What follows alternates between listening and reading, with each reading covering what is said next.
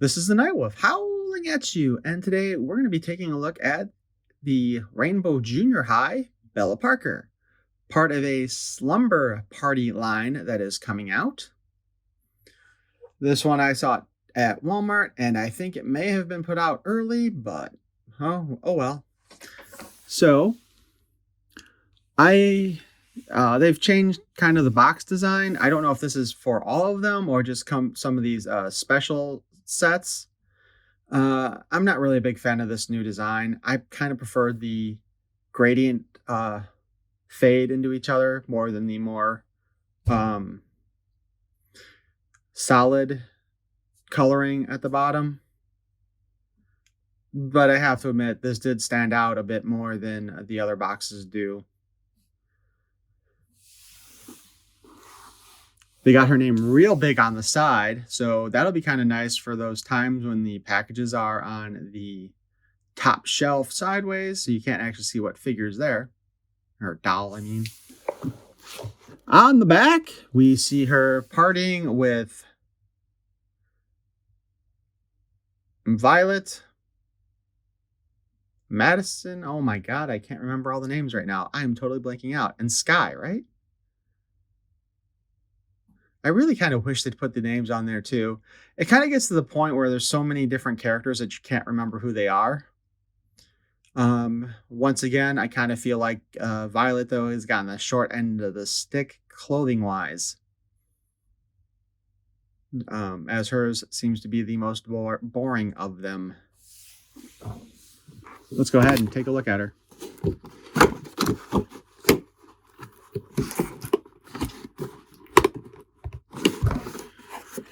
Apparently she doesn't want to come out of her box. There we go.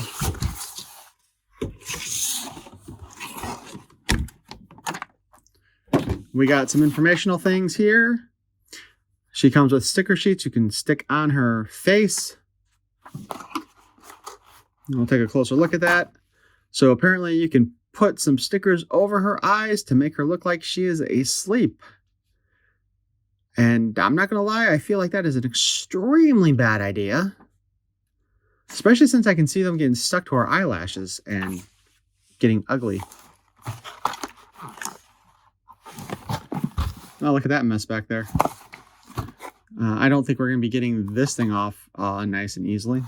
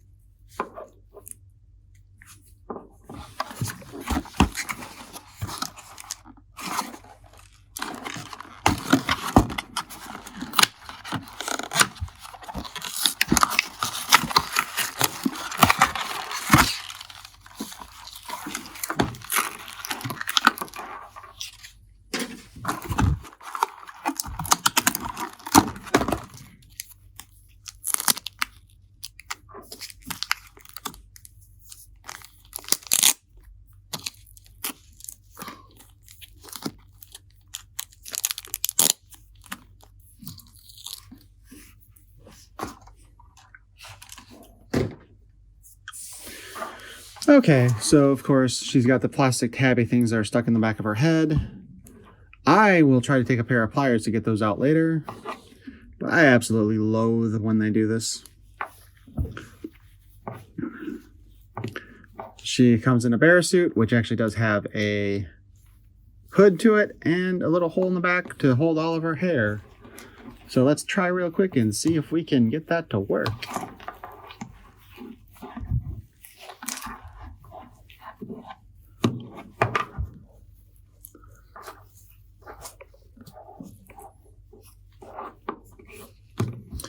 there we go. We can, in fact, get that to work. Unfortunately, the Rainbow Junior High dolls do not come with a stand of their own. Though she does have flat feet, she might be able to stand on her own. Ta-da! She also has a headband with the bare ears for when she's not wearing the hood. I suspect that when it comes to putting her in my doll display, that I will be keeping the hood up on her. But let's go ahead and discuss her articulation. She has the standard neck joint here. Kind of. I feel like it's not getting us as much movement as previous ones do. She has a single joint in her arm hinge. She can do the up, the down, and the spin. Surprisingly, the clothing did not really get in the way of doing that. However, what they have done is taken away the hand joint and pin. So, as many people who collect these dolls know, you often have to take the hands off in order to get the clothes on. So as far as a cost-cutting thing goes, this seems like one of the dumbest ideas I have seen them do. And to be honest, I've always been pretty impressed with what MGA has done with the Rainbow and Shadow High line of dolls, so this is really disappointing to see. There's no articulation in her waist or chest area. She can kick up, she can kick up, back this far, out this way, and she still retains her double jointed knee, thank goodness. And she does not have a thigh cut. I think we are going to have to strip this doll down and actually take a good look at what they have done to her.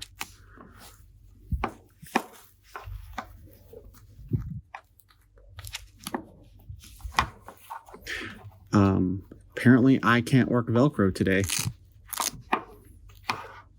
Oh, shoot. How does this work? Okay.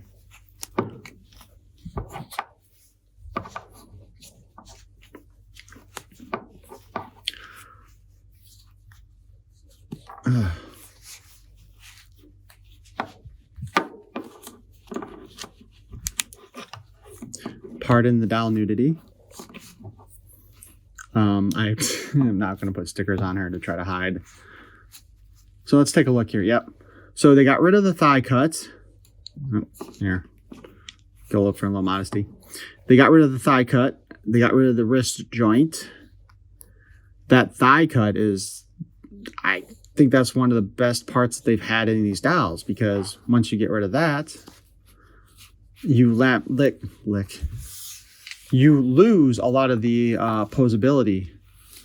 So I think I've mentioned before that, you know, one of my favorite types of poses to do is that one where the legs are forward, out, and slide out. You can no longer do that with her. You can only have her kneel like that or down like that. And that just looks awful. Of course, I mean, you can go back to just having her sit like normal, but those aren't fun poses in my opinion. Those are boring. So, other than that, of course, she's got pink underwear. Let's get her dressed back up in her bear costume. So that's going to, the lack of the articulation and ability to pose the figures. This is especially true with like the slumber ones. I kind of like being able to modify that. The way I like to have them sit that way. If you've ever looked at some of the pictures I've taken of the dollhouse that I have set up with them, you'll see that, shoot, I can't remember the name of the sleeping dolls except for Robin. The pink one is, of course, posed in the, I don't even know what that pose is called, but the one that you can't do now. As you can see, we are having problems getting her hand through the handhole because her thumb is getting stuck.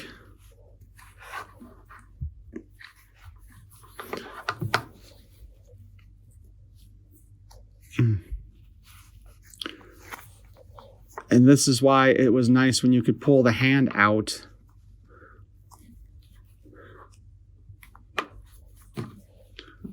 There we go, finally.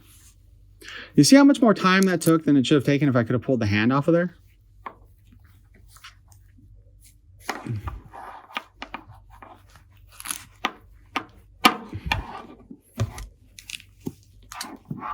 I guess that's the easier way, though, to do the hood, is do it from the front. Okay. So the lack of articulation is extremely disappointing. I'm wondering if that's going to be going forward on all the dolls or if it's just the junior high ones. Hopefully they change their mind in the next set of waves. I honestly don't see myself buying any more of the dolls from this wave because of the articulation issue. I don't have a lot of room for my displays currently.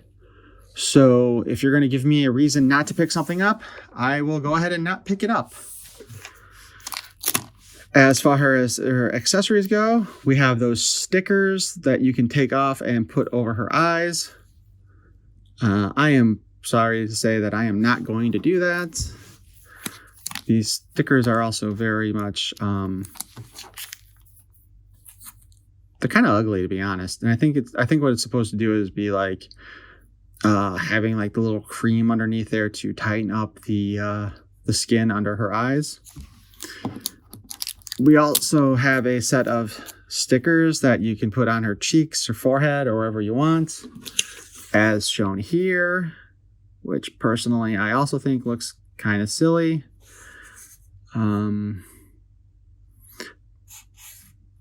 At best, I could see someone maybe using one sticker, but anytime I've seen somebody try to put a sticker on their face, it doesn't stay there. Unless this is just supposed to represent a temporary tattoo.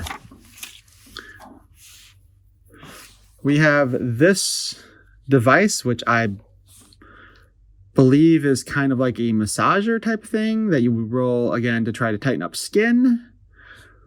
But I do not know for sure. So if anybody wants to tell me exactly what this is supposed to be used for, I would greatly appreciate it. But it does have a little nick on it that she can hold. But again, without the wrist articulation, you're not really going to be able to place it very well, except for to stab herself in the eye. I guess, here we go. We can have her kind of look like she's rolling her forehead. We also get a couple bottles here. A bottle of lotion and a bottle of toner. I guess that's, again, one of those things that you use to try to tighten up the skin. I don't know. I can barely read those. I would rather have less accessories than have less articulation. But that's just me. I don't know if you agree or not. We got a pair of slippers. I'm surprised they didn't give her bear slippers. Actually, what I think they should have given her were like bare feet slippers. And they slide on pretty well and they help her stand. She's also given a blindfold with cucumber slices on it. Because it's clear like this, I'm assuming that this is just supposed to look like she has the cucumber slices over her eyes to, again, help with the tightening of the skin and so forth. These girls are starting at a young age for getting their, keeping their skin looking young and healthy, I suppose.